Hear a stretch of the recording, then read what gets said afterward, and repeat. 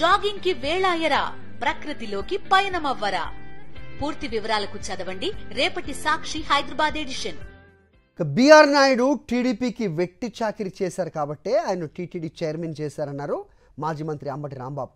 చంద్రబాబు ఏది చెబితే అది టీవీ5లో వేసి గందరగోళం సృష్టించి అధికారంలోకి వచ్చారన్నారు. దానికి ప్రతిఫలంగా టీటీడీ చైర్మన్ పదవిని బిఆర్ నాయుడుకు చంద్రబాబు కట్టబెట్టారని విమర్శించారు అంబటి రాంబాబు. చంద్రబాబు నాయుడు గారు బిఆర్ నాయుడు గారిని నియమించడానికి గల ప్రధానమైన కారణం ఏమిటి అనేది ఇక్కడ ప్రశ్న. ప్రధానమైన కారణం ఆయన ధార్మిక తత్వం కలిగిన వ్యక్త, లేక హిందూ ధర్మ ప్రచారాన్ని బహుళ ప్రచారం చేసినటువంటి వ్యక్త, లేక భక్తుడా, ఎందుకు ఆయన నియమించారు అనేటువంటి ఈ ప్రశ్నకు సమాధానం ఏమిటంటే ఆయన తెలుగుదేశం పార్టీకి వెట్టి చాకిరీ చేసినటువంటి వ్యక్తి.